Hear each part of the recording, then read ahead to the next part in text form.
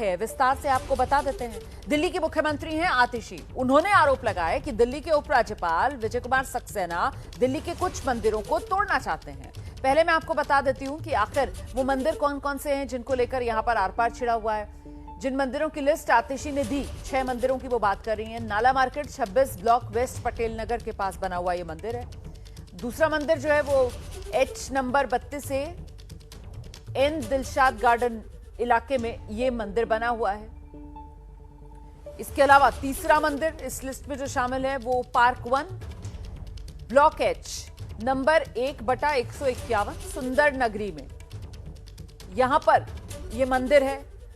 चौथा जो पता है मंदिर का जिसको हटाने की बात कही जा रही है वो B ब्लॉक में है, H नंबर 30/21 सीमापुरी में यह मंदिर है।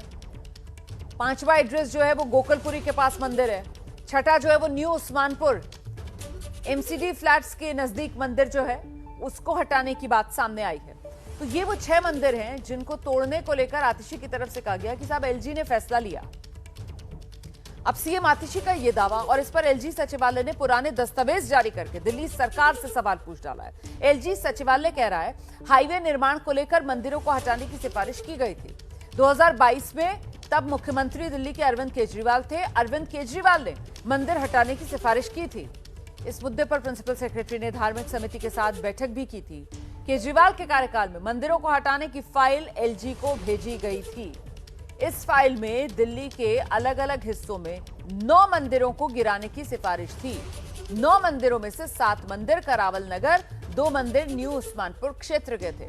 2016 में तत्कालीन गृह मंत्री सत्येंद्र जैन के कार्यकाल में 8 मंदिरों को गिराने की स्वीकृति दी गई। इतना ही नहीं, सत्येंद्र जैन के कार्यकाल में 8 मंदिरों को गिराने की जो स्वीकृति दी थी फाइल LG को भेजी गई थी। और फिर सीएम आतिशी अब ये बता दें कि मंदिरों को हटाने की जो राजनीति हो रही है अब उसका जिम्मेदार कौन है, ये बताएं सीएम आतिशी।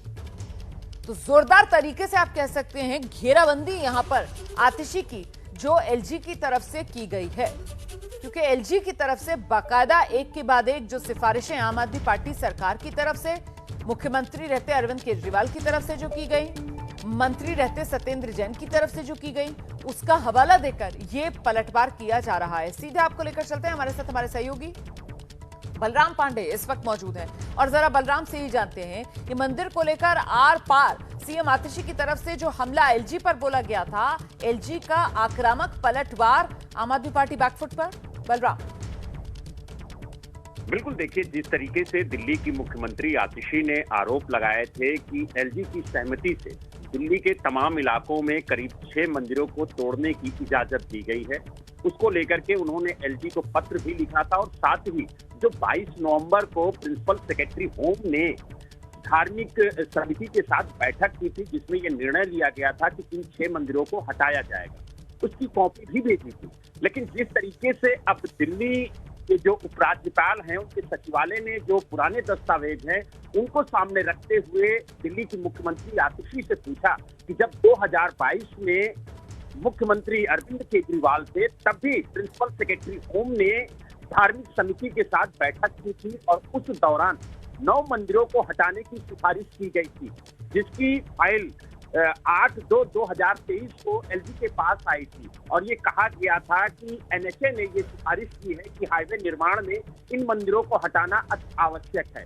उस समय मुख्यमंत्री ने इसका विरोध क्यों नहीं किया। साथ ही उन्होंने ये भी आरोप लगाया कि 2016 में जब मुख्यमंत्री अरविंद केजरीवाल थे और गृह मंत्री सत्येंद्र जैन थे, उस समय भी 8 मंदिरों को हटाने की सिफारिश सरकार की तरफ से की गई थी।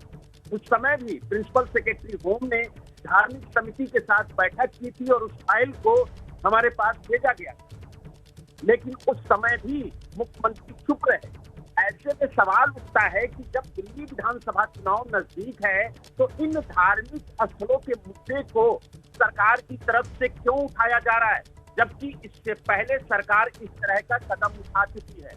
लेकिन कहीं ना कहीं जिस तरीके से दस्तावेजों के सहारे LG और सरकार दोनों आमने सामने है और एक दूसरे पर आरोप प्रत्यारोप लगा रहे हैं, उससे जो दिल्ली में सियासत है वो जरूर गर्म हो चुकी है और आरोप प्रत्यारोप का सिलसिला धर्म स्थलों को लेकर के लगातार जारी है। हालांकि जिस तरीके से एलजी सचिवालय ने मुख्यमंत्री को घेरने की कोशिश की और सवाल खड़े किए कि जब इन मंदिरों को हटाने की सिफारिश सरकार की तरफ से की गई थी तब भी सरकार में आतिशी थी, और उस दौरान मुख्यमंत्री अरविंद केजरीवाल थे, गृह मंत्री सत्येंद्र जैन थे, और जो आरोप आतिशी लगा रही हैं कि जब 22 नवंबर 2024 को धार्मिक समिति की बैठक प्रिंसिपल सेक्रेटरी होम ने की और उसकी रिपोर्ट मुख्यमंत्री और गृह मंत्री को ना भेज के सीधे एलजी को भेजी, ये सवाल उन्होंने खड़े किए। जबकि नियम ये है कि जो प्रिंसिपल सेक्रेटरी होम धार्मिक समिति बिल्कुल कहीं ना कहीं देखिए नियमों को ही ढाल बनाकर ये आर पार का खेल और मंदिर के नाम पर ये सियासत जो फिलहाल दिल्ली जहां विधानसभा चुनाव होना है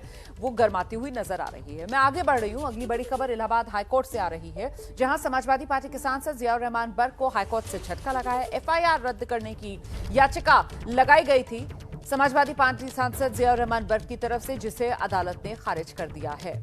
संभल जामा मस्जिद हिंसा मामले में जियाउर रहमान बर्क पर जो एफआईआर दर्ज हुई थी उसी को खारिज करने की मांग अदालत से की थी जियाउर रहमान बर्क ने। अदालत ने ये मांग उनकी खारिज कर दी है, लेकिन गिरफ्तारी पर फिलहाल हाईकोर्ट की तरफ से रोक जरूर लगा दी गई है।